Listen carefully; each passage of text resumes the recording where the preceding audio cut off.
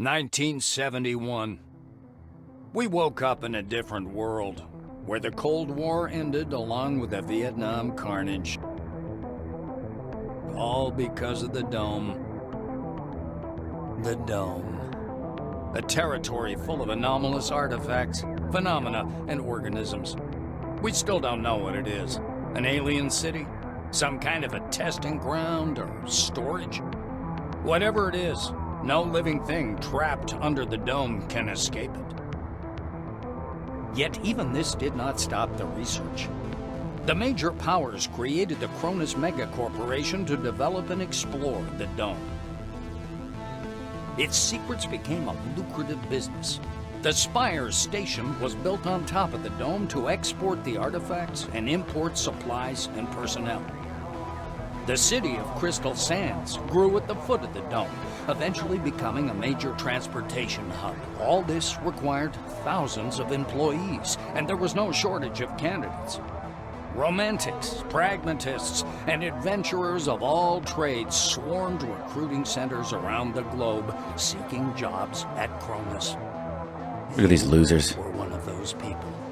Oh. In 1976, your application was approved, and you went under the Dome towards the future.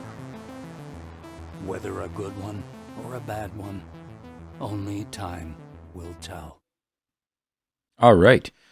So it dumps us into the character creation screen right now. Pretty cool, though. I like the concept for this. I just love seeing a new IP, like something new, not remaking another old game that, yes, we love them, but, man, you got to come up with some new stuff every once in a while. So I'm really excited about this. I was into it since it was in early access. So I'm not going to spend a ton of time here because I want to do more of an analysis video. And there's already a bunch of people I know on YouTube that are doing really good breakdowns of all of these traits and everything. Pretty standard stuff, right? Like I said, it's in the vein of those early Fallout games. You have some different traits, and your class is your wing. Now, the white, I believe, are the research-based, like science-based. Silver are the more bureaucratic ones, you know, with the silver tongue. So I think I want to go that route. Orange, I'm not really sure, but they don't seem to be liked too much. Like I said, I only played a little bit. There's Blue Wing. I'm not totally sure about them yet either, but I know the Black Wing is the military kind of. They work for Cronus, that organization you just heard about in the beginning monologue. But I want to pick one of the Silver Wings. I want to do a playthrough where we can talk our way out of situations as much as possible. This guy, he's got no muscle whatsoever and very low charisma. So I'm not really feeling Herman. Oh, he was White Wing anyway, my bad, sorry. Okay, so Rufus. Ooh, look at that. Not very strong, but guts and charisma like crazy. So he grew up to be obsessive, hyperactive, and incredibly dung, albeit a handsome young man. Eden Goodwin. No muscle either. Of course, we're going to be smooth talkers. This one, though, seems very balanced. Like 6s across the board, except for charisma. He seems like a pretty well-rounded character, but I don't know about the charisma. But I don't know if I want to go so weak with. Look at Eden. Jesus Christ! Look at this guy. Also, what the hell is this? What the hell is this? Rufus, where's your mustache? Oh man, he's so charming. He's stupid though. Let's do it. Let's be. And Slowpoke, what's his trait? No matter how many fights there are in your life, each time they take you by surprise, although you always manage to catch up quickly. Oh god, we're stupid. Do we want to go through with that? Intuition. Little that can surprise us. Okay, you're used to solving all problems as they arise and don't make long-term plans. You know what? This guy seems like a real wild card. Look at this stupid, goofy-looking face. All right. Yeah, we're going to do that. Of course, you can see here you can create your own, but I'm pretty much brand new. I played like a little bit of this game just to get a feel for it and record that video. So I don't know enough about it yet to really create my own and have a build that I think would be sufficient. What's it say? The Dome is an international project of unprecedented scale. I will go so far as to say that humanity has come all this way to get exactly where we are now. Wars, slavery, genocide, all these efforts will pay off handsomely. Wait a moment. Bad phrasing. Cut that bit, will you? That was an interview with Cronus Foundation's Deputy Head of Public Relations. Wow, good PR guy. All right. So now we got to have some conversations with the other people entering the dome with us. Interacting with different characters is an important part of the game. Start a dialogue, click on the character. If they're set to talk to you, dialogue interface will show up. From the conversations, you can find out valuable plot information, clues, and even receive tasks. Choose your lines carefully. Careless words could cause resentment or provoke a fight.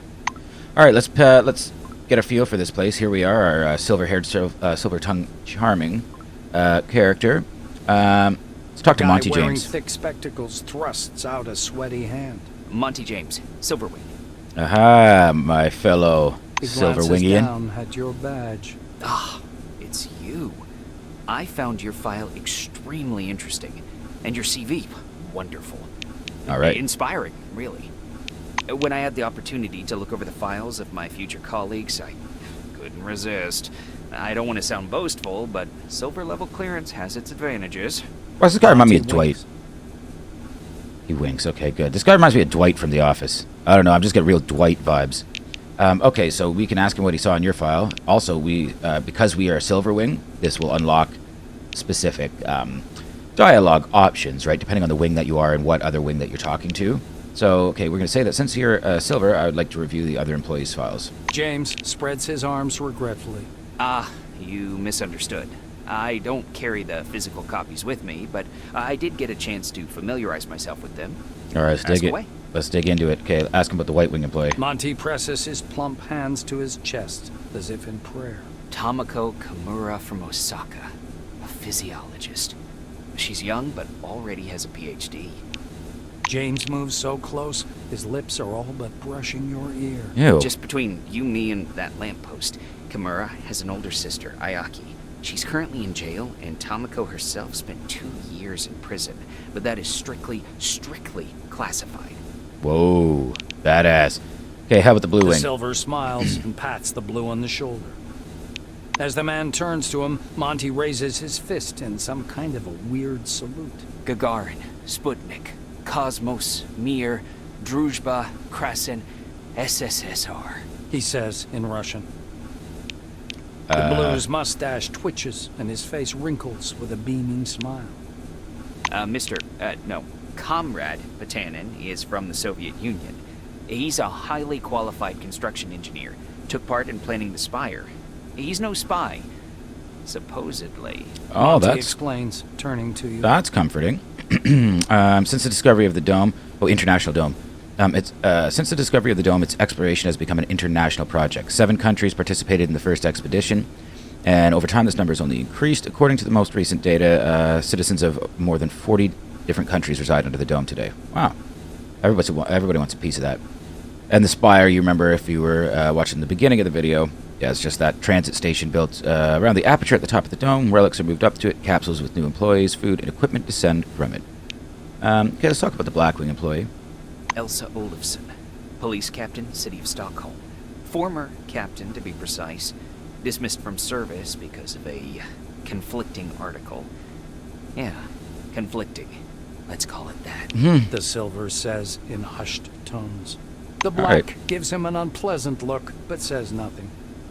All right, what about the Orange? This is, Monty adjusts his glasses and peers closely at the Orange's badge. Quentin Bisley. Grand Theft Auto 3 times and 1 B&E. He was about to go down for 12 years, so he filed for the clean slate. Oh, the Oranges are like And look at that.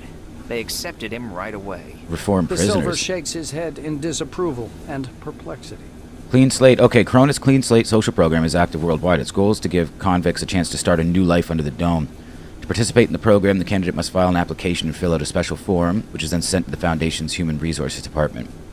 Selected candidates are accepted to the organization's Orange Wing and transferred to the dome. Okay. So according to most recent statistics, Clean Slate applications are accepted in 92.4% of cases. Exceptions are assessed individually. What? You're going to lock a bunch of ex-cons up with everybody else under the dome? That sounds like nothing bad will happen. Sorry. Let's ask about Monty. Classified. Oh, shut up, Monty. Monty's plainly flattered by your question. Harvard. Then I worked in the economics department at Supercolor. Supercolor. They produced a special television model for commuter buses. Did you know that? That was my research. So what? Oh, corporations. The internal dome marketplace, from food and clothing to weapons and cars, is divided among several dozen corporations with signed Cronus contracts. Despite there being no more than 35,000 people living in Cronus facilities, it is a very promising and constantly growing market, bringing corporations billions of dollars annually. Okay. What else? Well, I like sports. Water aerobics is a sport, isn't it? I don't smoke and never eat after 6 p.m. Just saying, these kinds of things aren't in the file. So saying, Monty abruptly falls silent. All right, Monty. Good. Let's talk to Quentin. The orange is dressed in a new jumpsuit. The shiny badge on his chest reads, Quentin Bisley, laborer. He's side-eyeing the screen skeptically. Despite his tired, grim expression, his gaze is open and friendly. However, the general impression is unmistakable. There's something frightening about Bisley. Oh, Bisley. Okay, how'd you end up in prison, buddy? The orange's face stretches into a broad smile, bearing his dentures to the world. Like everyone, duh. In a black car, under guard. Touché. There's other guys, too. The ones who go through the front door. He nods at the black-winged woman beside him. Her nose wrinkles in displeasure, but she says nothing. Okay, how about the bracelets on his wrist? Quentin raises his hands to examine the devices. They call them humane handcuffs. How about that? Truth is, there ain't nothing humane about them. They zap you real hard the moment you get your hands on a gun. Wow. Sure, nice. Bisley lowers his hands again and smirks. Ah, yes, a modern restraining device used while transporting Orange Wing employees. Consists of 2 small steel bracelets with built-in taser that delivers a shock if the wearer handles or attempts to use a firearm. Honestly, it's not a terrible idea. Like, definitely not as far as freedom or your civil liberties is concerned, but... Okay, let's talk to Elsa. How's things been since Frozen? Is watching an ad playing on the monitor, arms crossed. The polished to a shine badge on her black overalls reads, Elsa Olsen, Security Service. She glances at you and offers her hand in a businesslike manner. Greetings. Please take all necessary precautions. By that I mean, don't turn your back on him. Elsa nods at the orange. Okay, we'll ask her what's so dangerous about this one. Olsen eyes your silvery jumpsuit and snorts. Really? I thought you'd be the one to tell me about it. After all, your department has access to all the orders and personal files. Her gaze shifts to the silver standing opposite and then back to you before she turns indignantly to the window. Oh, look at my stupid, goofy-looking face. Okay, say there's no need to keep the orange handcuffs. Let's just piss her off. Elsa's eyes spark angrily. Are you saying you will take full responsibility for the possible consequences of that order? Was that a nod? Does that mean yes? Olsen turns to the orange, produces a key, and unlocks his cuffs in a smooth, well-practiced motion. Well, I don't really know if that was the best idea, to be honest with you, but we did it. Okay, Igor, what's going on, A buddy? man with a mustache and a blue jumpsuit is standing at the window, studying the construction site below through the occasional break in the clouds. His badge reads Igor Patan. These are some Planner. tight-fitting jumpsuits. The blue taps on the glass with one finger and gestures you to come and take a look. Seems like he doesn't speak English. Look, my influence is high enough to talk to him. Using sign language, mimicry, and all of your artistic talent, you're able to communicate with the planner. Once he's sure you're watching, Patanin points up in the direction of Spire Station, from which you departed a few minutes ago. He sketches the outline of the station on a broad, foggy section of glass. Once he's finished, the blue turns to you with a delighted expression. That's about the station's The dimensions. blue begins to mark up his diagram with a series of footnotes and numbers. Turns out the station's ring diameter is a bit more than 1,500 meters. Its height above the dome is 317 meters. And the total height of the spire, including the loading docks, is nearly 720 Okay, that's... meters. Yeah, great. Okay. With a series of confident strokes, the planner delineates the capsule's movement scheme, drivetrain, and massive hydraulic brakes on the glass. Okay. Of all the characters so far, Is quite laconic.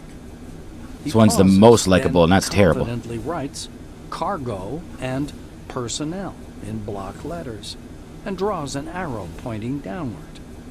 Beside it, he writes relics, and draws an arrow pointing up. His R is turned back to front.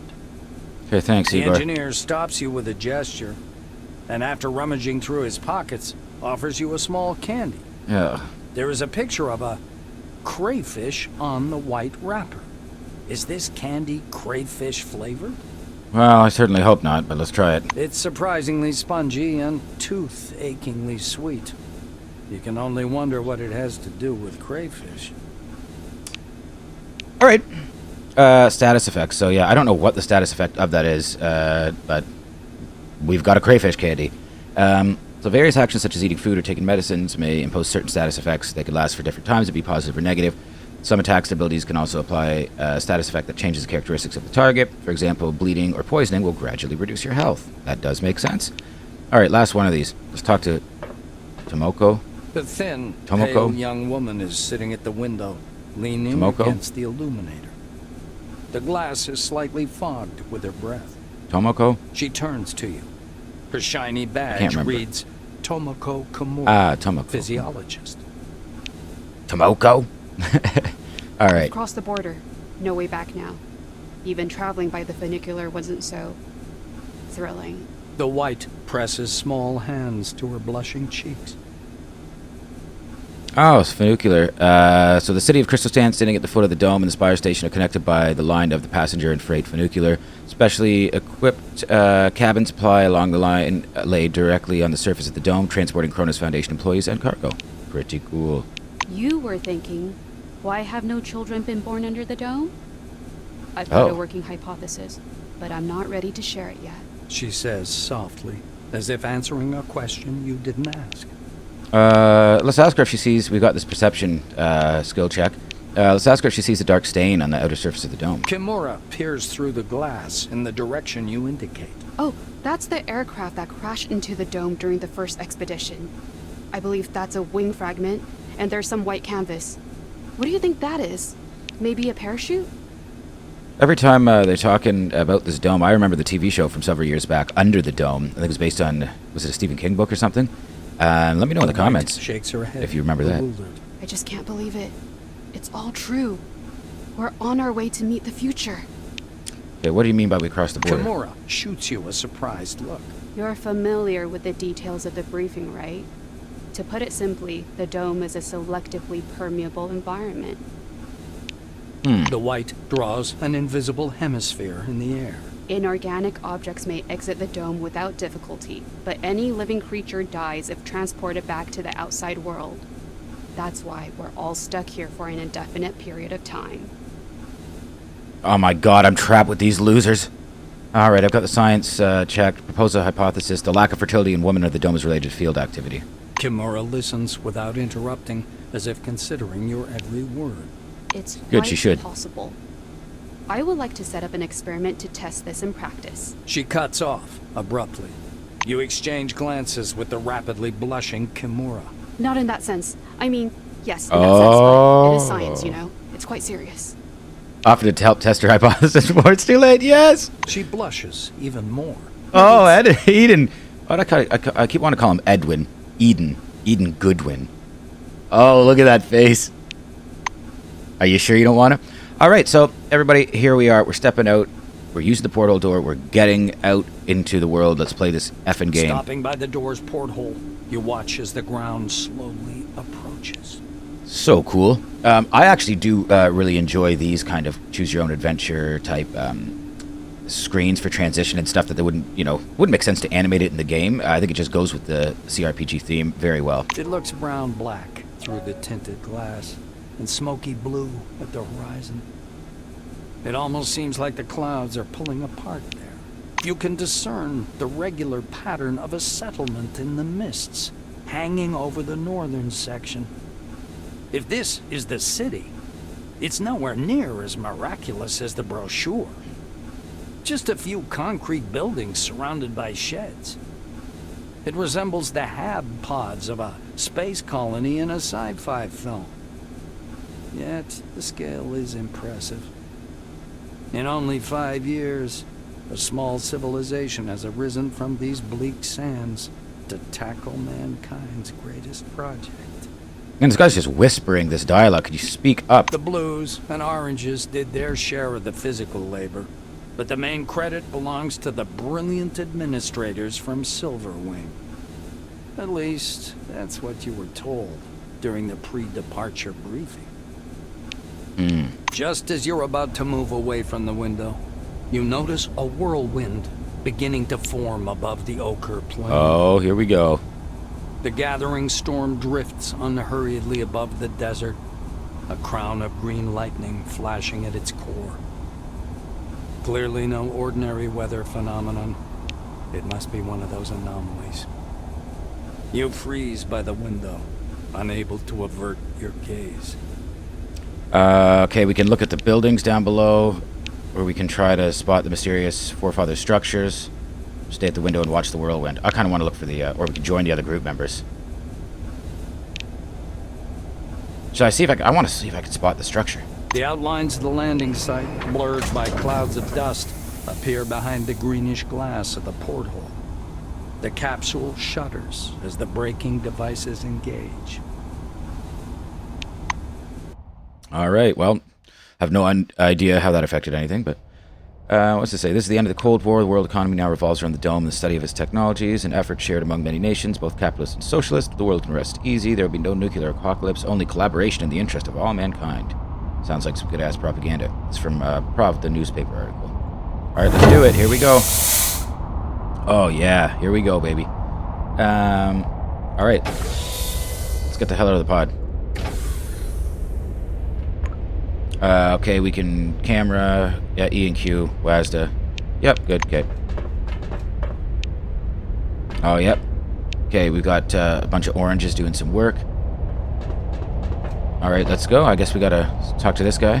Ludovico. Come here. Come on now, or you'll miss everything. Nice A stash. cheerful man in a white lab coat grabs you by the sleeve.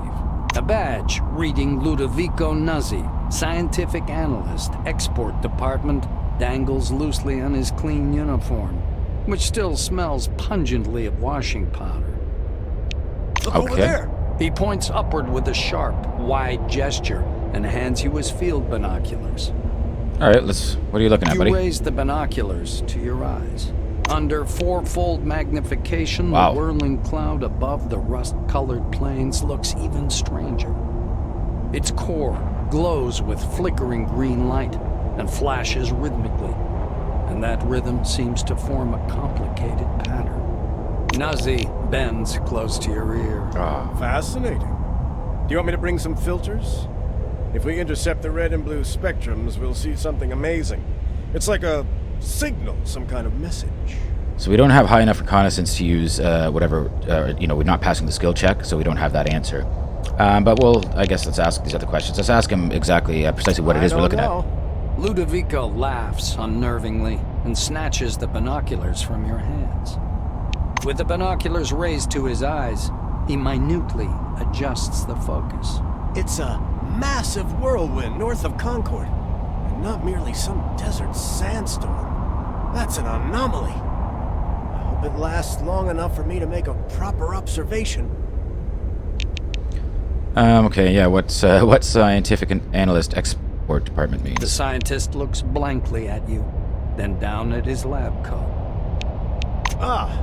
This? This? He lets out a blaring laugh. Ludovico points at the building behind him. I work in Concord Station, categorizing relics. My job is to classify them by rarity. Then the blues package them, silvers issue the documentation, and oranges move them to the cargo capsule. Just like the one you arrived in. These relics, object of forefathers, material culture, usually comes from a dark and mysterious dungeon. I just gotta say, this guy is so far the only likable character I've met. Nuzzi points upward.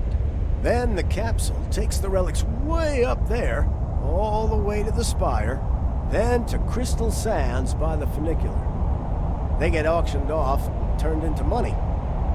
It's not like I endorse this, but we all like ourselves a good paycheck, right? Yeah. He I hear you, offers buddy. you his binoculars once again. Do you want to have a look at the spire? It's amazing. But then you can look at the spire anytime. Now that sandstorm, that's what's truly amazing. Okay, buddy, I gotta go. Nazi looks from you to the capsule and to the landing terminal entrance. He flings his arms up. Oh, mi scusi. Excuse me. I'm so sorry. You'd better get going or you'll be late for check-in. Your colleagues are already inside, and the storm is growing stronger. Okay, buddy. Yeah. Well, The storm is growing stronger. The White mutters in fascination, eyes glued to his binoculars, which is fixed on the spinning whirl of clouds. tell me we're just gonna go around this game calling people the white and the black. Okay, I'm just gonna go inside.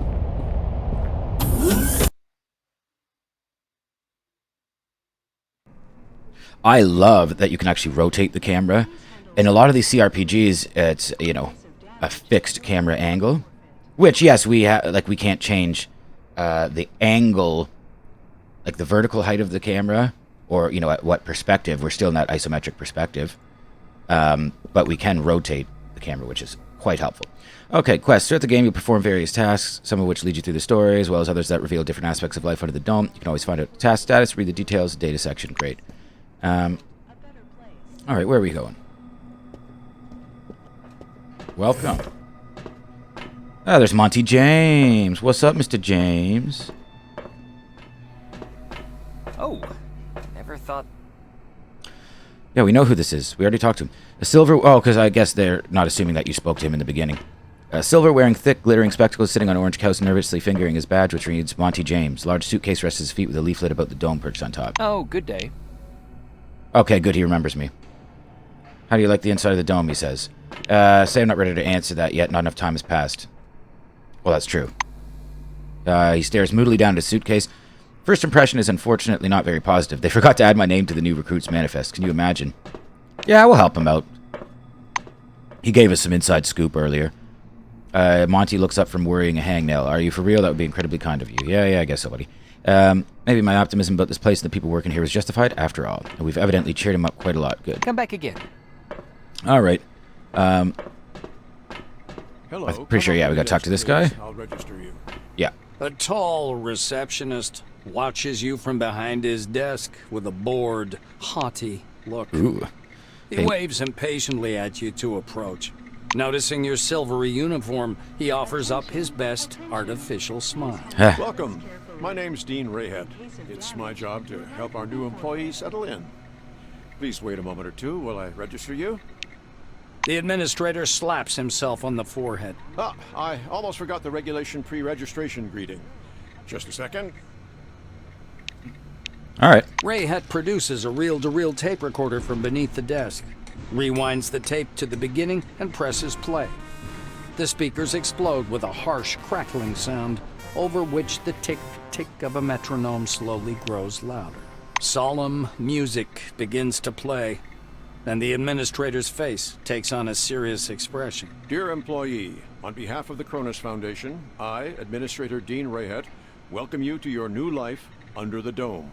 Thanks, Dean. The administrator clears his throat and continues. By joining our company, you choose the path of science and progress. You are among mankind's best, and we ask that you live up to this. Dean squints I don't know. down Have at you the seen my monitor. face? Deserve this title. Do your job honestly. Obey the law. Respect your colleagues and The music fades, and the administrator finishes his speech. together we will build the best possible future for all mankind. But we can't have any Dean kids. puts the tape recorder away. Now that we're done with the official greeting, I'll register you and upgrade your Selectron.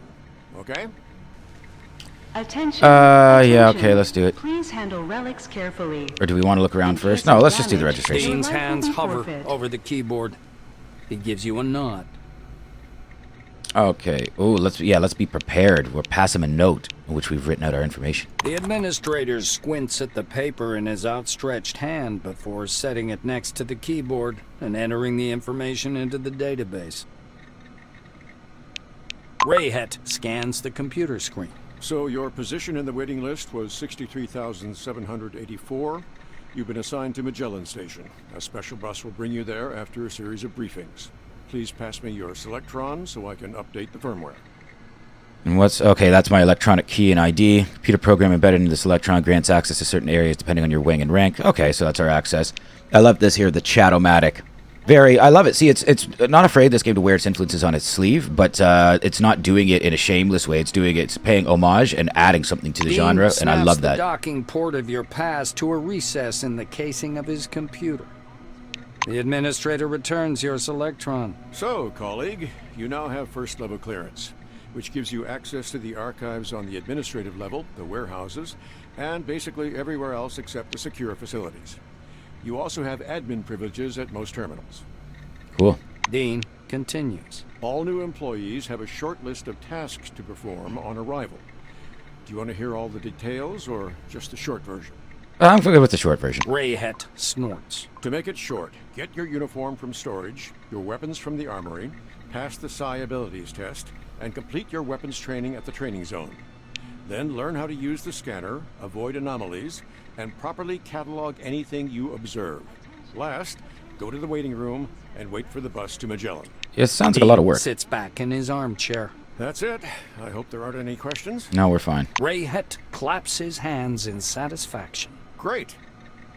He reaches for the tape recorder, but thinks better of it. Protocol calls for a little welcoming preamble, but dash it all, that's nonsense. Welcome to Concord Station. As he's about to turn away, Dean suddenly remembers something. Oh yes, I sent your mail to your Kairos. Check your new messages. Well, that's all, I think. All right.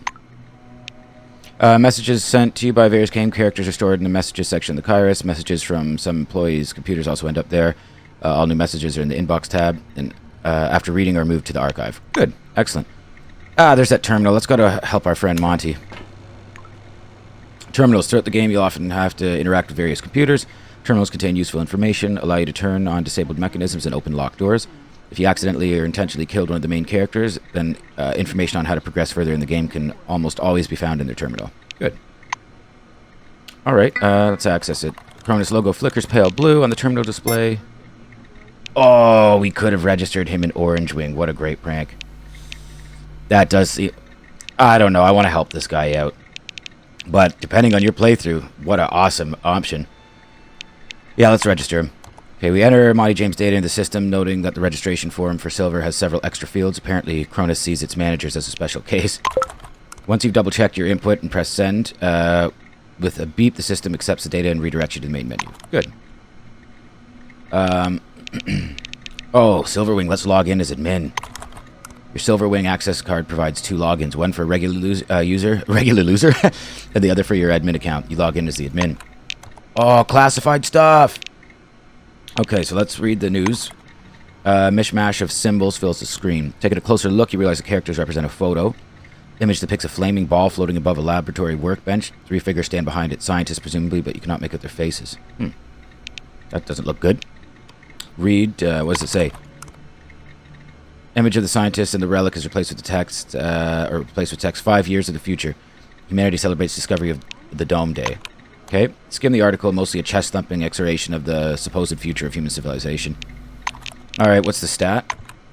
Okay, these are just my stats. Department Silverwing, clearance level 1, assignment, procedural actions, receive uniform weapons, complete military training, complete scanner training, report to administrator. Cool, and classified. Query executed, flashes on the screen, is replaced by a message log. So Kingsley. 2 days after I signed these tasks, I still have no data on the scope of the event. Neither did I receive a report from medical staff. Warhol. My fault, Mr. Kingsley. The reports aren't ready yet, but the GP did inform me of something curious. This may not be the first time Expedition members have exhibited these symptoms. Delesky. The ring? Warhol. Yes. Savosky calls it Halo Eye. What? We're still researching the physiological effects, but we do have some preliminary data. And Kingsley, again, I want all employees to undergo a thorough examination. I expect to have that information on my desk by the end of the week. The ring. Okay, that's good. We can log out of there. We should be able to get through here now.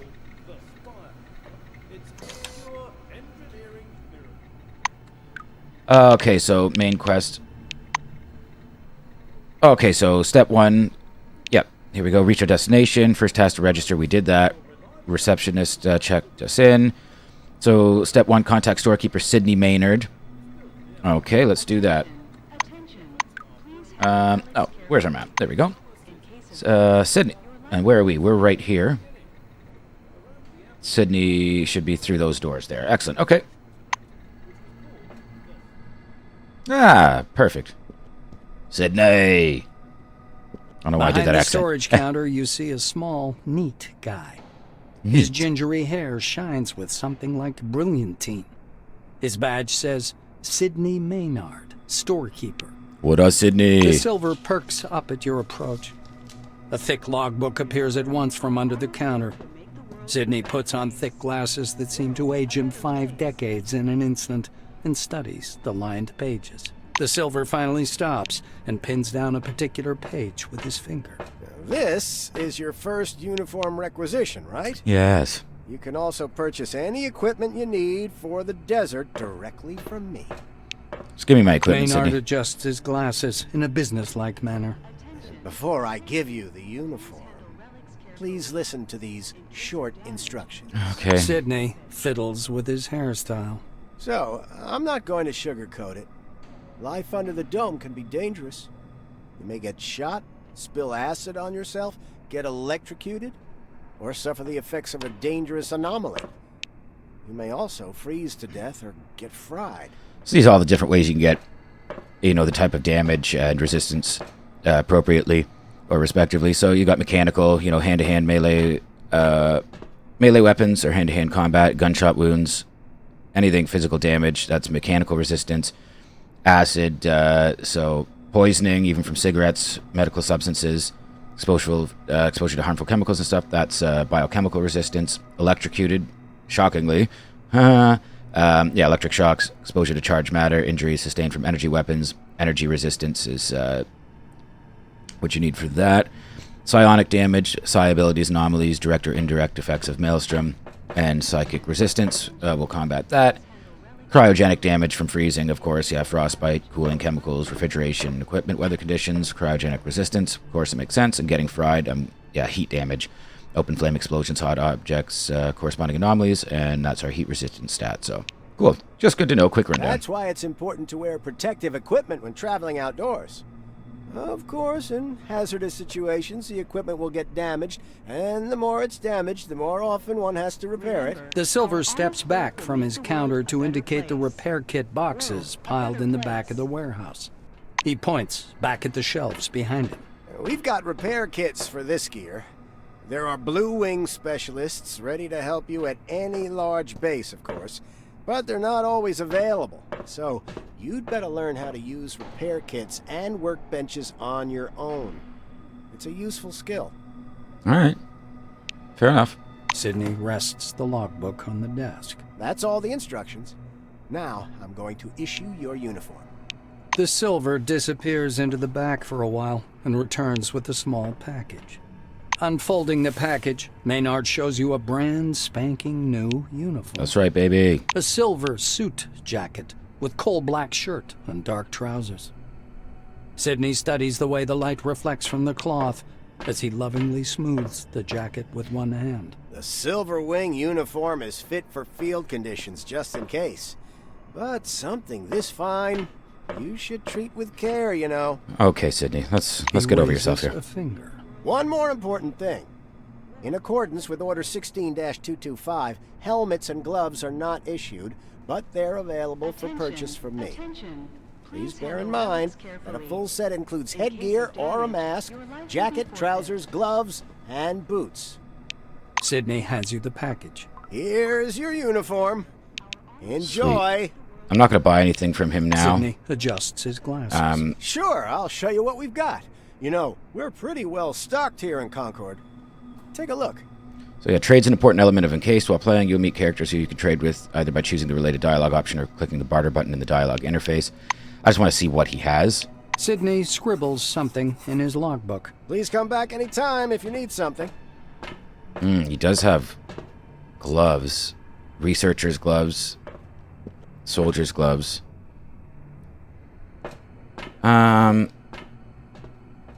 Yeah, these are probably gloves for us. You know what? Let's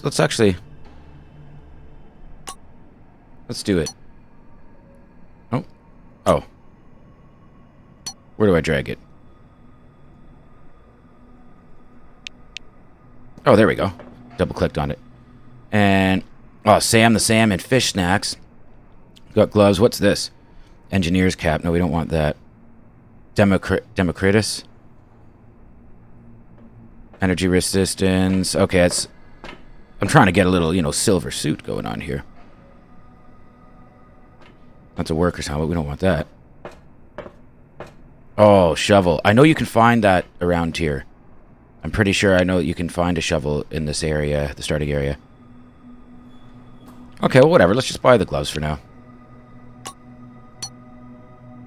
Wait, why is that not working? Decline. Don't I have enough?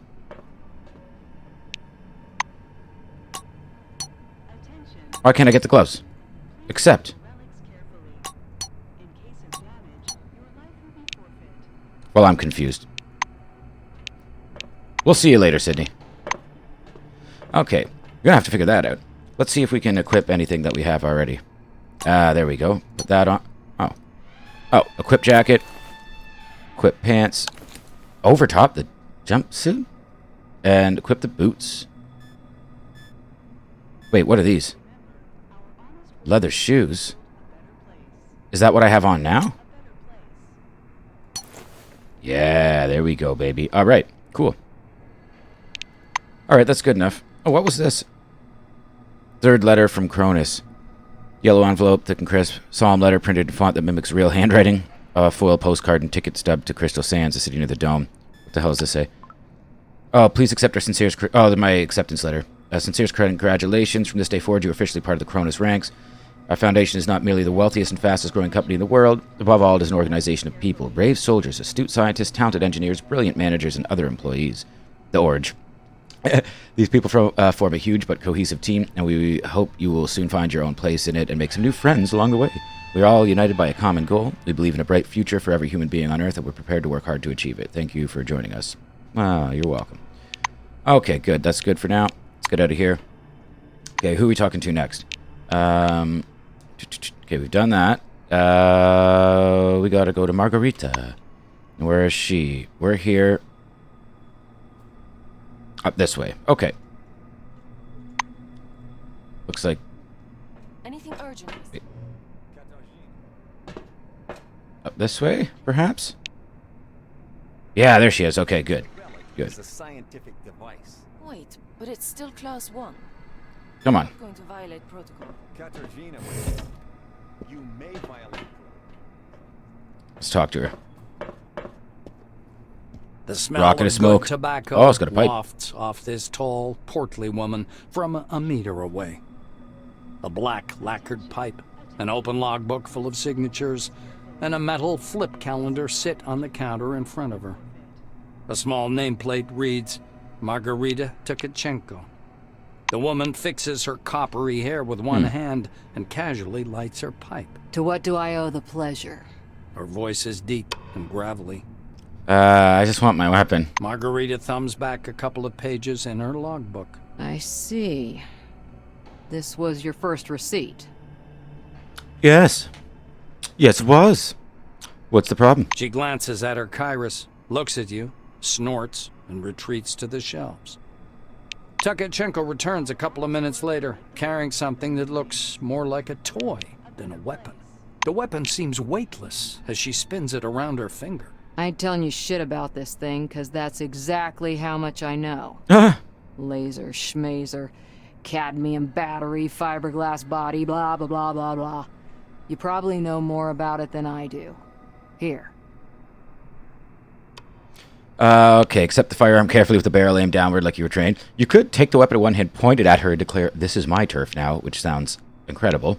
Grab the weapon, sling it over your shoulder, say we're no good with energy weapons and need something else. Yeah, I think we could pick a different weapon, starting weapon, but I actually do want the energy weapon. Oh, this is too tempting. Margarita continues to suck on her pipe indifferently. Wish they'd put you into the real army for 3 years or so. Those guys would knock the bullshit out of you. All right, let's ask about the drawbacks. Tkachenko bites down on the stem of her pipe. Are you kidding me? I'm a different breed. One that doesn't understand toy guns. Hey. What if it turns out to be radioactive? Sorry, but I can't help you out on this one. So can you tell me about servicing it? Black regards the Andromeda suspiciously. Fuck it. If it breaks, bring it back and I'll trade it in for another one. There was a little cloth in the box it came in for cleaning the lens. That's all I know.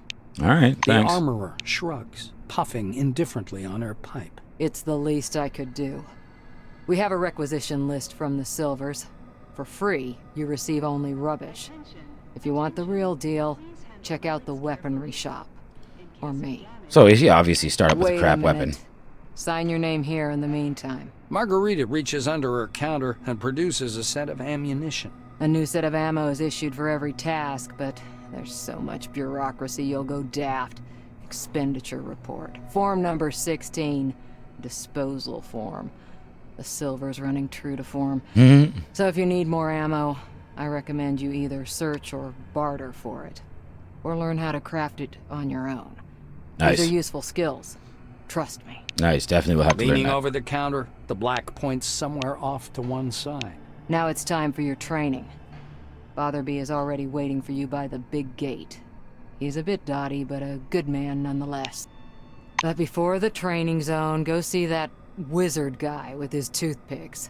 What? Be careful around him, though. Don't let him pitch you a line. Psychic my ass. She winces in disgust. This is crazy. Psi energy, psi abilities became a serious matter of discussion soon after the first experiments with the Forefathers technologies. According to official data, today more than 78.4% of people under the dome exhibit psi abilities of various intensities that allow one to use tele and pyrokinetics and to influence the interlocutor in one way or the other. Fortunately, most of these abilities are weak. Scientists have found that for the presence of abilities, as well as for the ability to apply them or feel their use by others, the special characteristics of the body named psych is responsible. Ooh. Functional keys. Oh, okay, this is just little gameplay information. Modifiable keys make your gameplay much more comfortable. You can hold down shift to view more detailed tooltip for an item. Control to attack characters and doors. Attack the door, okay. Hold alt to highlight interactive objects and objects lying on the ground. So, cool, very good. Green notebook.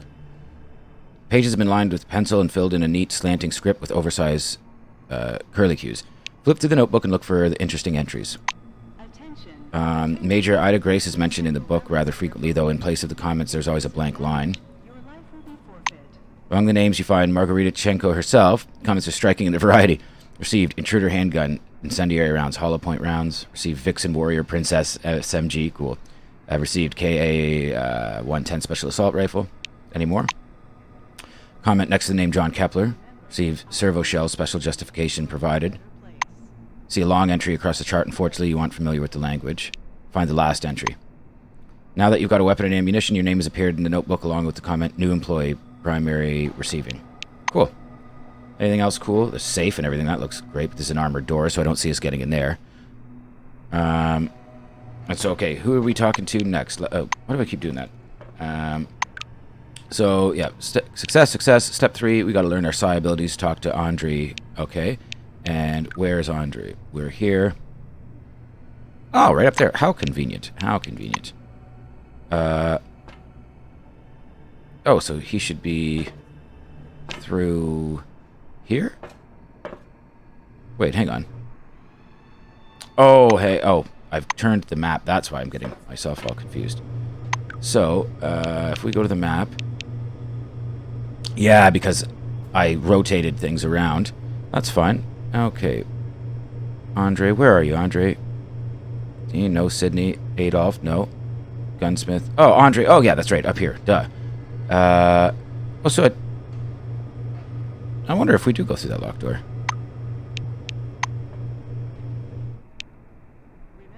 Well, let's try. Let's talk to this guy anyway. I wanted to see what he had going on. Moving between locations. The game world is vast, divided into many separate locations, some of which may be temporarily inaccessible. Transitions between locations usually look like doors sealing off a darkened area, hatches, or specially marked areas. If the way is free, click on them, and the character will open the portal and move through. Great. An engineer in a bright blue there we jacket go. is tinkering with the door lock, cursing under his breath non-stop. Blowing a curly strand of hair off his forehead, he turns to you. You're a newcomer, right? It's a straight-up open house here today. He offers you his hand. According to his badge, this is Maxim Penkovsky, technician. Nice. The technician slaps the door with one hand. You have to wait until I'm done. Some orange jammed up the lock with chewing gum just for a laugh. They're like animals, those oranges. Marking their territory. If you ask me, they're too gracious about those bastards in Crystal Sands. Okay, so when can you open the door? Penkovsky grunts angrily. I wish I could. I'm gonna have to disassemble, clean, and reassemble it to get it working. It's work I don't need, and all thanks to some idiot. Maxime extracts a thin, sharp, precision probe from behind his ear and dangles it in front of you. Okay, that's nice. Though there's another way. You want to learn something about picking locks? It's a useful skill in all sorts of situations. He looks at you expectantly. Sure. The blues getting excited. All right, looky here. Penkovsky presses his pick lock, and an odd device resembling a hybrid of a screwdriver and a can opener into your hand. Using a mechanical pick lock is easy peasy. No special skill required. They wear out after a few locks. While the old-fashioned kind is another thing entirely. Cheap, one use. But one has to know how to use it right. That's a tool for a master. Maxime takes out another pick lock and crouches by the door. All right. He gives you a quick lesson on how to pick a lock. Just right out in the open.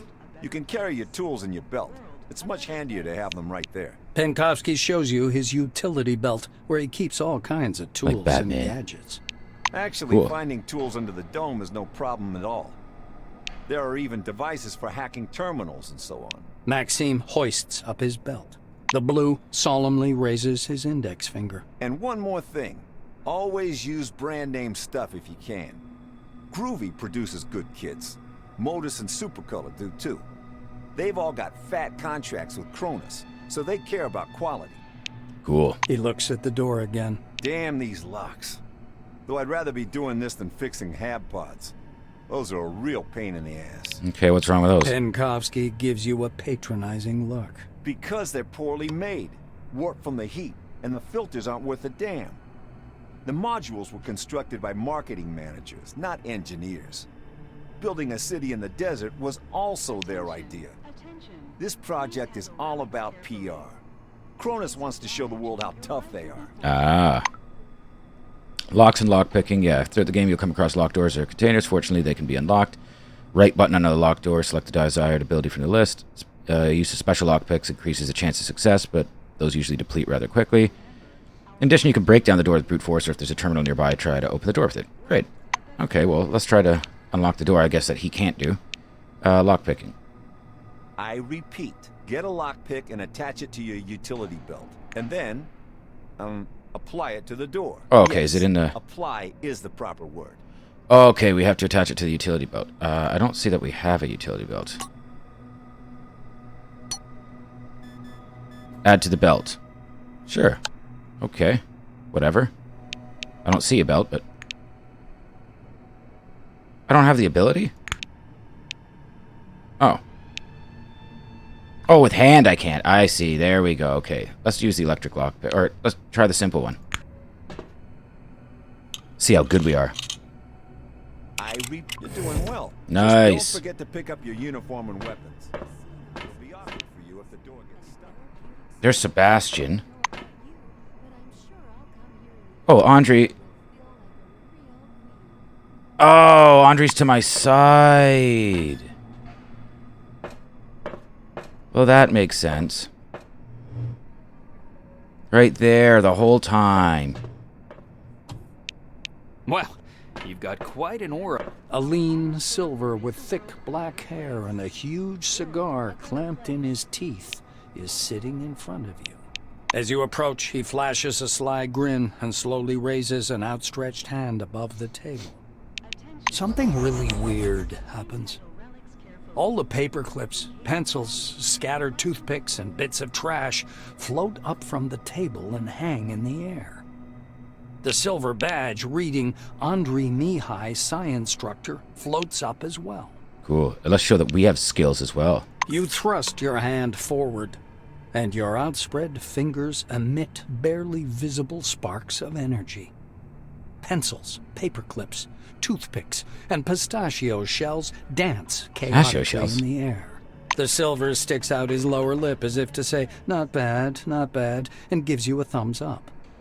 The objects clatter back onto the table. That's right, Andre. Here for the briefing, huh? Shall we get to it? He takes the cigar out of his mouth and exhales a lush cloud of smoke. Yeah, I'm ready for the The briefing. silver props his elbows on the table. Anyway, here's the deal. It's more profitable for people with a high psyche to study psionics. Give me your hand. Not waiting for an answer, he grabs your hand with strong, dark fingers. He jerks his hand It looks back white. at once, then touches you again, carefully and distrustfully. Whoa. You know you've got one hell of a talent, huh? Slimy little bastard, you. You want to take my office, I know. But you sure got some power there. That's right. That's The right. silver takes a thin glove covered in talc from his desk and passes it to you. Look, a glove, right? But it isn't just a glove. This is an ooh mama hold me tight glove. It takes energy from your noggin, your psyche, and pew concentrates it. Okay. He counts off on his fingers. Learn psionics. Put on the glove. Transform energy into the necessary shape. That's the whole briefing. Simple? Simple. Now to your questions, huh? Okay, show me a trick for whatever It reason. doesn't take the psychic long to think of something. A small 2-com bond coin jumps up from the table and an invisible force folds it in half. Crazy. The ruined coin drops into a glass already almost full of coins in the same state. Okay, tell me about psionics and The its silver origins. takes a pull at his cigar and releases a self-important puff of smoke. Mihai spreads his dark hands. Oh no, I skipped it. Toothpicks hover around his head. I in a double-clicked kind by of accident. halo. Oh well. Scientists say everyone has an organic skill called... Oh, it'll be in my chat log. You have it, I have it, everyone has it, uh-huh. Big psyche, you got talents. Small psyche, no talents. You'll need to carry a lighter all your life. Show me another Mihai trick. spreads his hands good-naturedly as if to say, you're welcome. The toothpicks on the table skitter around for a moment, arranging themselves into a curse word. The silver laughs loudly at his joke. The cigar falls from his mouth to float in the air. Okay. Ash flaking weightlessly from the tip. Okay, see, this is a cool thing. If you do that, you skip something, I can go up in my chat log.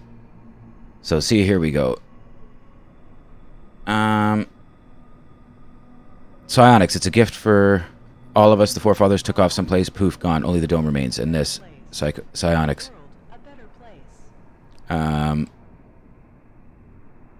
Yep, that's good. Okay, so that we didn't really miss anything. Good, excellent. Okay, so that's that. I guess we can go up this way now. Oh, so who are we supposed to speak with now? So I guess we've done, yeah, most of these steps. We've got step 4 and 5 left. That's it, and then we can get going to, where is it, Magellan? Basic military training. Okay, we got to find instructor Winston Botherby at the Concord station. Winston Botherby!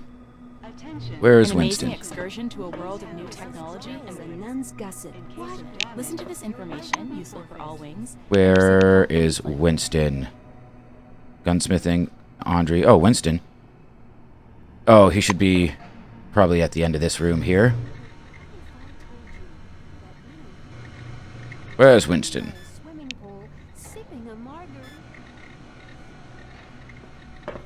Seemed to me like Winston should be around here somewhere, because Andre's right, oh, there's Sebastian. Milo. Andre right there. I've got to, I've got to change this camera back around. My spatial awareness is too screwed up.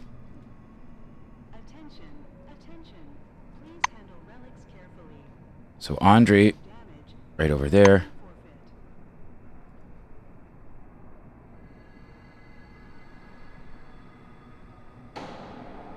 Yeah, there's Marguerite. Okay. I thought for... Yeah, here's the shooting range. I thought Winston was over... Shouldn't he be over somewhere around here? Listen to this information, useful for all wings, and receive a... Ah, there's Winston. Okay, I got confused because the character model wasn't there yet. I don't know who she's talking to. Hopefully not me. Winston, my friend. A middle-aged black is sitting behind the counter with Whoa. his hands in his lap. The buttons and zippers on his uniform are polished to a shine, and even his badge, Winston Botherby, instructor, has been buffed so much it hurts to look at it. Botherby frowns as you approach. Your first act is being late for the briefing. You going to be late for your funeral as well? One of these. Okay, I want... Yeah, snap to attention, report you're here for my assignment, want to receive instruction. The black looks you over. Just play nice with Yes, him. I see the The black looks you over. Jesus Christ. Looks like you are fully prepared to disappoint me. You are prepared, right, employee? Yeah. Don't tell him I'm against violence. Yeah, I'm prepared. Botherby leans over the counter and directs you to the doors. Behind this door is a combat simulation computer. Launch it and begin your course. Let's do He it. raises his index finger. The conditions in the training zone closely simulate those one would experience in the field. Your goal is to avoid getting lost and dying of dehydration. And try to aim the barrel away from yourself when shooting. Pulling a notepad from his Good pocket, idea. the instructor jots down your name. Your goal is to hit 3 targets. I'm going to monitor you and advise as necessary. And try not to burst into tears. That's all. Sir, yes, sir. Alright, let's do it. Ooh, vending machine for drinks. Let's use the terminal. Before entering combat, make sure you're prepared. Check your and your companion's health. Move your weapons from inventory to hand slots. Load your gun if necessary. Prepare medicine to counter health damage. Consider the sequence of your actions in the direction of your attack. Or, well, just make a bloody mess. Yeah, sounds like us. Okay, enter Alpha. Picture slowly changes. Looking closely, you can see the lines being rewritten one by one. Sherman system, Alpha Squad enters the battle. Let's do it. I do not have anything equipped. Okay, Encased as turn-based combat, which I love. Move sequence of your opponents, allies, and yourself is determined by initiative. Action points are spent on moving, using abilities and attacking. If after performing all your desired actions you still have some action points left, you can spend them on increasing your defense class by clicking on the cover button, or the V key, or you can finish the current turn and save. Excellent. Look at that, we got, oh, it's at a mine. Okay, so we gotta take these out. 52% chance of hitting this. How many action points does it say? Can be. Oh yeah, I don't have my weapon equipped. That would probably be a great starting point. That's a side glove. Yeah, here we go. We want that and a side glove for our secondary weapon. Excellent. 65%. Not enough action points. Or, oh, not in the line of fire. Oh, not enough action points. Okay, so let's boost that defense class then. Okay. Nice. Ah, another one too. Great. You don't want to come so close. In almost every battle, you're surrounded by interactive objects, traps, pools of toxic goo, flames, or a barrel of fuel that can be blown up with a well-aimed shot. All this can give you an advantage or conversely complicate your life. Okay, good to know. New round. Buddy's right here. Refrigerant barrel. 81% chance to hit. Oh, yeah. Blast it again. Do we have enough? No, not enough points. Oops. Hey. Well, you can see we're not really utilizing very much in the way of strategy for this particular battle. But that's okay. I think at this close range, you're gone. You're pretty much gone. And I'm just going to boost my defense class again. Target hit. Thrilling news. You aren't completely hopeless. Great. Ow! Okay. Wonderful. And Thunder Electric Mine. Technically it's not a mine, but rather an electroshock weapon that activates if someone steps on it. Oh, cool. Good to know. I gotta get in a better position. I'll get to that ladder. Oh, 9 points to get over there? Jesus. Okay. Let's move over here. Single shot from that. Saved 1 AP for the next turn. Oh, we could climb that ladder. Not enough action points, though. We could get over there. Can we hit from over here? Oh, yeah. I'm not going to waste... Oh, crap. They're going to have to remove the urinals under the dome thanks to your piss poor... No, not enough action points. Okay. One more round, I think, and we should be fine. Yeah, I say we should be fine here. Wonderful. Okay, 11 experience. 171 experience. Great. Let's report back to him. Winston, how you feel about it? Oh, dialogue with weapon drawn. Make sure you don't have a weapon drawn when you start talking to somebody. Nobody likes to have a gun poked in the face. Unequipping the weapon isn't necessary. Just left button, click the weapon icon on the panel at the bottom of the screen, and character will holster it on the back of belt. That is good to know. Let's put that away. Winston, my friend. Grandly. You made it through training without making a total fool of yourself. Congratulations. I'll send a report up the chain about your completely unanticipated success. What a nice guy. You're dismissed, employee. All right, so is that it for that quest? Success. Oh, we have to master the use of the scanner. That's the last. We got to talk to Sebastian. And where the hell did we see him again? Sci-fi story, but we aren't strangers to sci-fi here. I think he's down here. Yep, Sebastian. Let's talk to him. Welcome under the dome. An amazing excursion. You see a tall scientist in a white lab coat, bathed in the dim lamplight. He almost appears to be hovering above the laboratory floor. Cool, okay. The man turns at your footsteps. He's holding a paper clipboard and a pencil. His shimmering silver badge reads Sebastian Van Olden. He glances from you to the glittering watch on his wrist. I want us to respect one another's time. Please Please speak loudly, clearly, and to the point. You must be the newcomer I was told about. Nice to meet you. Finished with his unusual greeting, he offers you his thin hand. Sure, okay. Skip the greeting and ask him to train you as quickly as possible. No, we'll say we're here for briefing. The scientist puts the clipboard aside, raises his watch for a closer look, and sets the timer. He shows you his watch dial. According to the rules of this briefing, I have to touch on a large number of topics. Therefore, I will do so very briefly. Do not interrupt me. When I'm finished, I'll answer your questions. Within regulations, of course. Oh, God. Sebastian produces his hand. Is everybody so unlikable? Clicks some buttons. I checked your scanner. It's working and is connected to the Minerva database. Everything you scan will earn you Kronos or Forefathers knowledge points. Oh, wow. Okay, Minerva, a decentralized computing system that facilitates information flow throughout the dome, created by Siamese twins, Sid and Phil, and that certainly was reflected in its design. Crazy. The instructor watches you with displeasure. Are you listening? Scan everything that might be of scientific interest. First of all, anomalies. They could be dangerous. Make sure to always have medication with you. He places a canvas pouch in your hand. This pouch is full of bolts. You can temporarily discharge an anomaly by throwing a bolt into it. It's primitive, but reliable. Van Olden pushes a button on his stopwatch. So, my oral briefing fell within the allotted span of time. Any questions you want to ask me?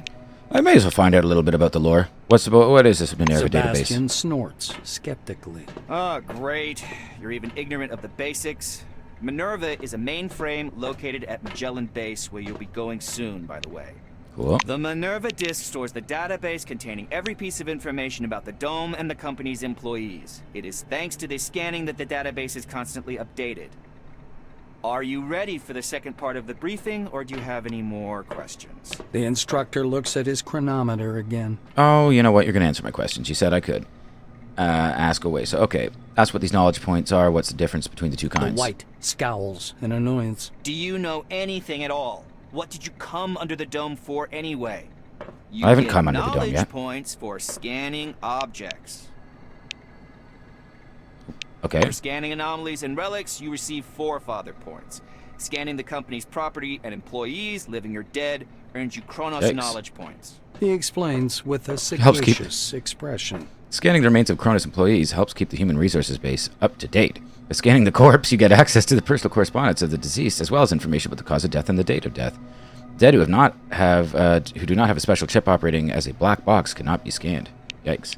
You can exchange knowledge points for medication and equipment as part of the volunteer research program. Are you ready for the next part? No, I want more details. Sebastian pulls a scanner from his pocket. I will demonstrate this only once. To switch on the scanner, press the button on the right side of the manipulator housing. The scanning beam is narrow. It's intended to focus on one object at a time. Van Olden turns on the scanner and continues. My advice is to scan anything that might be of scientific or statistical interest. Relics, forefathers' objects, automatic doors, vehicles, vending machines, deceased employees. Okay. He turns the screen so you can see it. The scanner automatically transmits data to the Minerva system, and you receive knowledge points. Do you have any questions, or can we proceed to the practical part of our More briefing? questions. What's a list of useful medications for researching anomalies? You'll need some one-use stimulator injectors, bandages to stop bleeding, and anti-radiation agents and radio protectors, including ARAD-3. The white ticks these off on his fingers. All right. He produces a black-capped, transparent plastic jar out of his pocket. According to protocol, you should have this medicine. I'll give it to you as soon as we proceed to the practical part of the briefing. Are you ready, by the way? Or Last do you have any question. questions? The researcher winces. Why do I have to spell out Oh my every God. single thing for you? Take a bolt, throw it at the anomaly, and it goes off. Any more questions? No, I guess not. Thanks, Sebastian. The scientist glances at his watch again. You're within the time limit for questions. The next step is training in the artificial ecozone. He rests one finger on the button in preparation to start the timer. You're going to go downstairs and scan relics. I will be monitoring your progress. Please note there are several radioactive anomalies in the ecozone. These are the same conditions you'll be working in the field. Radioactive zones and relics are quite common under the dome. All He right. smoothly extracts a jar of yellow pills from his pocket. Here's your ARAD-3. And one more thing. Just a moment. Oh, he's going to grab me something else. Thanks, buddy.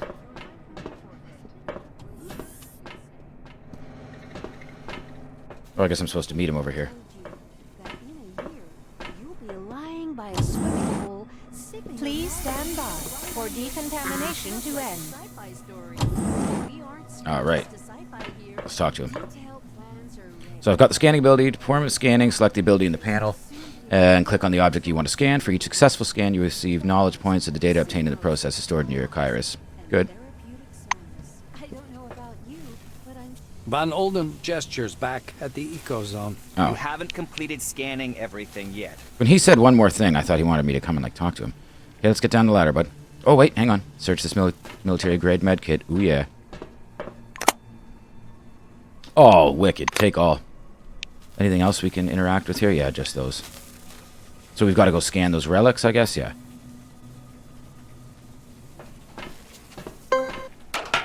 Nice.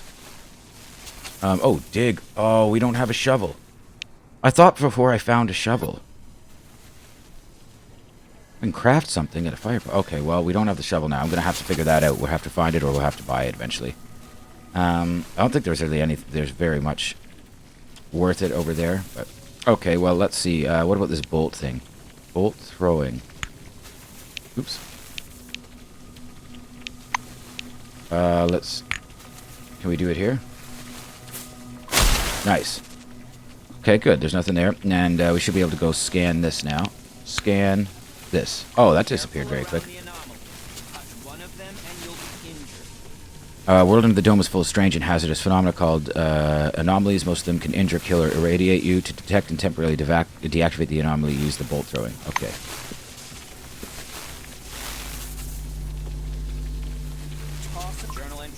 Good. Okay, so let's throw a bolt at this. Out of the firing line. That didn't seem to do much. Okay, let's just run past him. Oh wow, okay, we got some radiation there. Let's it's going up pretty quick.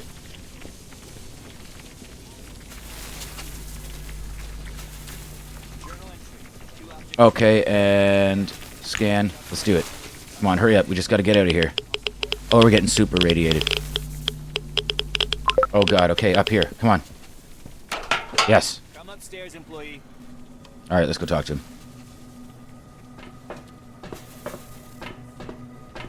Sebastian meets you on the platform. Your finishing time is within the acceptable range. Excellent. He clicks the stopwatch button, fixing the result time. The scientist turns back to his notes. Not bad. One question. You observed several anomalies while scanning. Why do you think they appeared? I'd like to hear your opinion. Either I just say that I don't know, or it says I have to retort that you don't give a fig about the reasons White Wing is putting a high-value asset, a manager, in danger. Yes. The scientist assumes a superior expression. I knew you'd come up with something like that. I see you understand nothing about the nature of anomalies. So let me add a couple of points. He glances at the shimmering blue light in the eco-zone. The truth is, we don't know the precise reason for these phenomenon either. We actually know nothing, no matter how much we try to convince ourselves otherwise. That's not very helpful. Sebastian points a thin finger at the clustered lightning. I personally believe that the anomalies are the dome's security mechanism. The ones you saw are relatively harmless, but there are different anomalies in the desert, phenomenon that toy with the human mind. Van Olden clasps his hands behind his back. I know you don't care, but I'll say it anyway.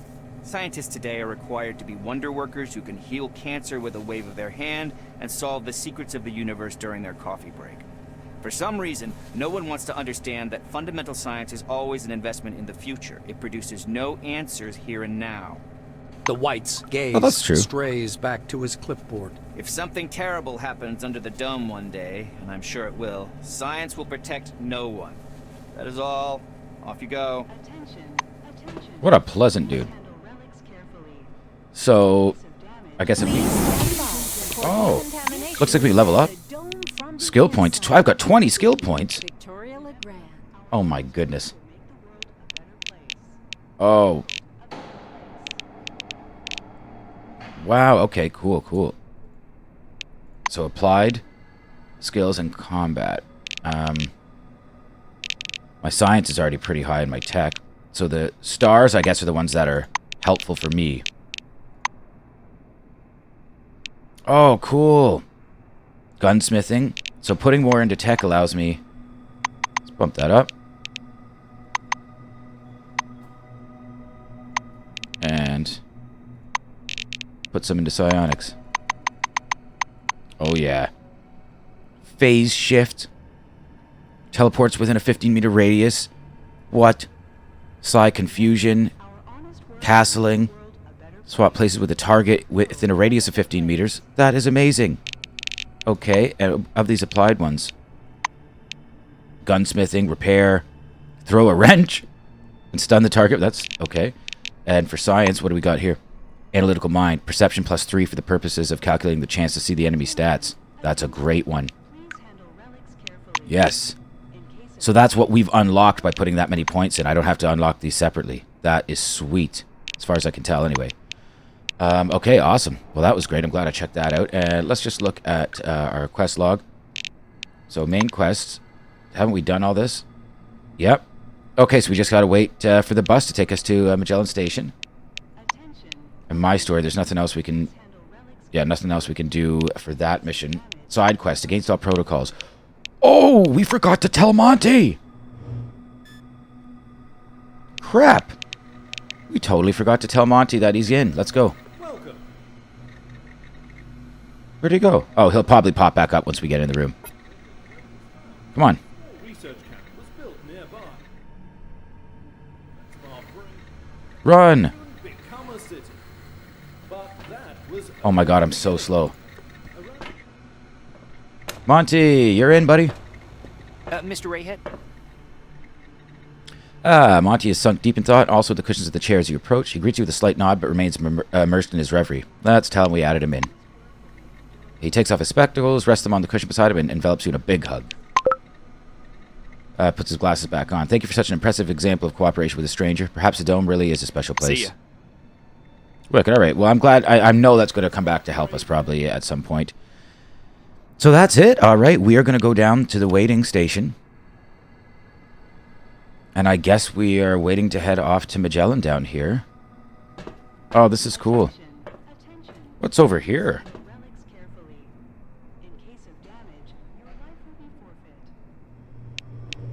What? Oh, there's a vending machine. What is going on over here? There's a few more people that I think we should talk to before we... So we'll probably... Oh, secret discovered. Forgotten case with papers. Inactive spherical relic. Cool. And what's this? A report on stolen relics. Certified by Blackwing. Can we read it? Wouldn't let us do it in that screen. Yeah, read. Classified for the eyes of Magellan Station Security Chief William Dell. Whoa! 3 waste crates from your station have been seized at Spire for inspection. Hidden cavities in the form of false bottoms were discovered containing over 250 kilos of smuggled relics, 2 of which are in the highest category of rarity. In order to deceive the scales, some of the relics lightened the weight of the load. Over $1 billion worth of stolen goods almost walked past our final security cordon onto the black market. It's a situation of utmost severity. Must take immediate steps to identify these criminals. I have no doubt this operation is beyond the abilities of a single person. Expect results within the month. P.S. Find attached a full list of stolen relics with their associated characteristics and a copy of our inspection protocol. Rudolph Maycroft, head of Customs, Spire Station. Audit results and a list of stolen relics with their characteristics are attached to the letter. Crazy. Okay. So we got some black market relic stealing going on for sure. 28 experience from that. Okay, the TV set. Yeah, door lockers. Can we open these? Oh, in here. Ooh. Can I get in here? It's locked. I'll probably get in trouble. Yeah, okay, I could lockpick it, but he's in there. What? Okay, let's talk to Adolf. Well, hello there. Okay, tall blonde man in his 40s mechanically touches the brim of his black cap and extends his hand for a shake. Fingers are rock hard. He withdraws his hand as soon as you touch it. Badge on his broad chest reads Adolf Schmitz, head of security. He's studying you back, and disapprovingly, it seems. Wipes a bit of lint off your shoulder and adjusts the collar of your jumpsuit. Your uniform could use a wash. Badly. Didn't we just get it? I'm Adolf Schmitz, head of the security service. You were to be sent to Magellan, but there was a change of circumstances. What? Black nods towards the door behind him. Got an urgent order for you. Your help is needed at a nearby object. Mr. Kingsley's waiting right now to give you your assignment. He'll tell you everything himself. Wow, cool. Adolf steps aside, glancing down at your boots. He shakes his head morosely. Silverwing option here. Ask why he needs you, but not the other silver that arrived with you. Yeah, Monty. He looks at me amused. Another silver, you say? That's strange. There weren't any other Silverwing personnel in the new arrival manifest. Must be a documentation problem. Okay, let's go. Come on in, please. The video phone is on the wall over there. Alright, let's do it. Crazy, we got a special assignment already. The giant display glows welcomingly when you approach. A red light comes on under the screen's steel hood. The camera is switched on. A gray old man with high cheekbones appears and squints out at you from the screen. Do you copy? He looks like a cool Colonel Sanders. He leans close to the camera, his glasses glittering. My name is Martin Kingsley. I'm Chief Officer of Magellan Base. We were supposed to meet in person, but unforeseen circumstances prevented that. One moment. I'll grab your file. Alright. He reaches for something out of view and produces a thin folder with your name on the cover. Apparently, your file. Kingsley opens the folder to thumb through the pages. He marks one of the pages with a pencil. Silverwing. Colleague, I'll be honest with you. It's crucial for me to know my managers. So I'm asking you straight. Why did you choose a career in our division? Either we can say we enjoy, we can sidestep it, or say that we enjoy having power over other people, answer that we're interested in auspicious projects and challenging tasks, or explain that's all a matter of ambition, if you wish to make a lot of money and live a prosperous life. Oh, let's tell him we like the challenging tasks, so he thinks that we're a good boy employee. The administrator jots down a word or two. All right. I put that down. He sounds as formal as you. Kingsley closes the file and folds his hands in front of him. Thank you for your reply. I learned a little more about you. Now I want you to learn a little bit more about us. Keep in mind, this is not a rehearsed speech. He assumes a serious expression. When the dome was discovered in 1971, it became a scientific and media sensation, a worldwide phenomenon, and likely the most significant discovery in the history of mankind. Okay. Kingsley drums his fingers on the unseen desk, his gaze focused somewhere beyond. I see. You were enticed here by radio advertising, telefilms, and all those interviews, billboards at every turn. Cronus wants the world to see the dome as a stage where something merry and fascinating is going on. But now that you're actually here, I want you to see the real picture. Oh, great. What? It's a... You can't make out his eyes behind the glare on his spectacles, but he seems to be staring directly at you. Here's the truth. Nobody was waiting for us inside the dome. It's neither a treasury of technologies nor a cemetery of the ancients. Perhaps what we're doing now is defusing the world's most complicated bomb. Will our mission thrive? I believe so. If we work together and everybody does their part. He looks back at your file. I say, do what must be done. Because that's what the concept of the 5 wings is all about. Kingsley points at the camera. You're from Silverwing. Special requirements are imposed upon you. You must direct others whilst having no real power. You must provide an illusion of might and well-being, and be honest and wise enough to reconcile your actions with your conscience, no matter that one clashes directly with the other. Putting the folder aside, he sits back and stares at you in silence. It gets so quiet that the ticking of a clock can be heard through the speakers. Kingsley sighs quietly. You were probably waiting for some boilerplate welcome speech, but I prefer to talk about real-world problems. Glad to meet you. Sure. Martin me too. nods slowly. I apologize once again for this long-distance meeting. Now, as we don't have much time, I'd like to get to the point. All right, here's our mission. I'm sure you're curious why you were taking off the bus to Magellan and brought here instead. Well, yeah. He moves closer to the camera. I'm going to show you a short video. Please pay attention. Kingsley's face freezes on screen. I have an urgent mission for an employee of your background and qualifications. I'd have assigned someone from Magellan, but I'm short on personnel. That's why it has to be a newcomer. I apologize again for the rush, but it seems I have no choice. Sounds like such a, supervillain. Martin noisily clears his throat. Maybe you've heard about Nashville Base. While preparing the materials for this mission, I came across a short documentary film about the complex.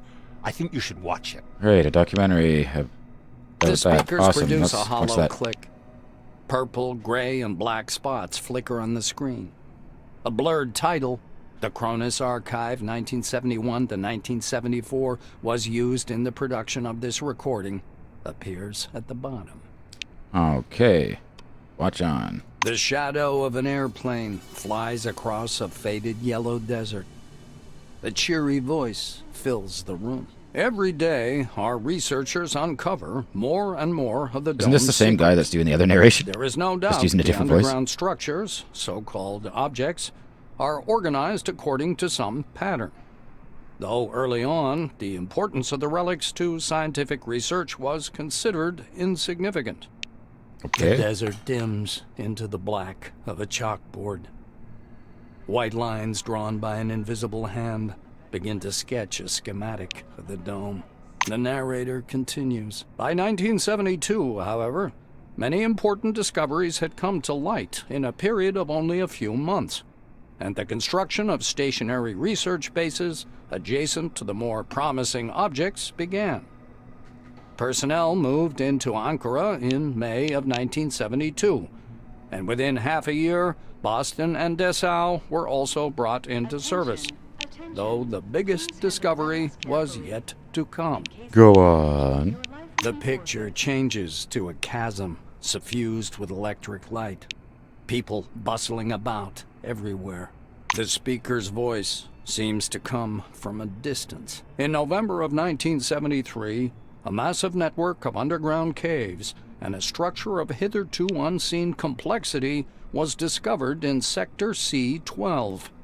Soon afterwards, the construction of C-12 Nashville began. Okay. The camera glides through dim caverns as the silhouettes of bizarre mechanisms emerge. Metal structures loom up from the dark, surrounded by earth-moving machines and exhausted miners wearing orange jumpsuits. The speaker continues. C-12 Nashville is an innovative research complex located atop the primary relic mining location.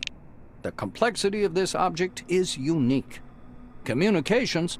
The film abruptly cuts out, and Kingsley's face reappears. The rest of this information is classified. Hopefully you get the main idea. Nashville is a very special place, requiring people with both special qualifications and special clearance level, though yours will do for your task. Okay. I need to know why it's so The chief special. officer bends threateningly close to the camera. I thought I made myself clear. That information is classified. Right. Martin adjusts his glasses. So, the task. Nashville base stopped transmitting and receiving signals yesterday evening. A reconnaissance group was sent out earlier today, but we haven't heard anything from them yet either. The chief officer rubs his forehead. Normally, I would never give this task to a newcomer like yourself, but I just don't have enough people. What about Monty? He looks down at the documents again. Furthermore, the group was lacking someone with your specialization. I thought the mission would be quite straightforward and didn't send any administrative personnel. Now I suspect the Nashville situation may be much more complicated. So you need me to go in and manage Kingsley it. is looking into the camera once more. Your task is to get to Nashville, figure out whatever's behind the communication problem, get in touch with the group, and work with them to solve the problem. The chief officer carefully returns the documents to the folder.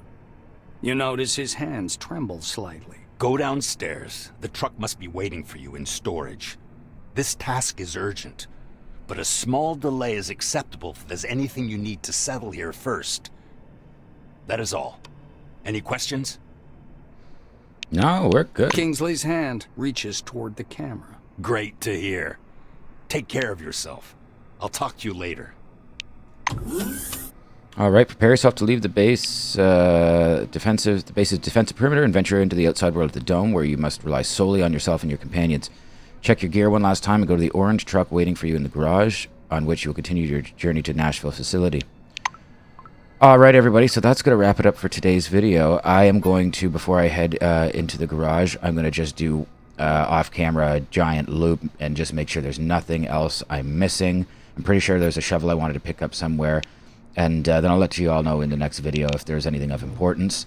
But I just want to do one last once-over before we head in. And I think we're already at about an hour and a half now. So, yes, we've done basically the tutorial of the game. Gotten to know our way around. And, oh my god, what is that over there? Dead insect. Oh my god, that's gigantic. Yeah, so we're going to be moving off. Yep. The truck to go to the Nashville station. I guess we got a change of plans, so I'm excited for that. Thank you for being here. It's been the Indie Game Enthusiast. It's part 1 of Encased. Stay tuned. Part 2 will be dropping very soon. Actually, in fact, it might already be up by the time this is up as well, too. So, yeah, thanks again for watching. I'll see you in the next one.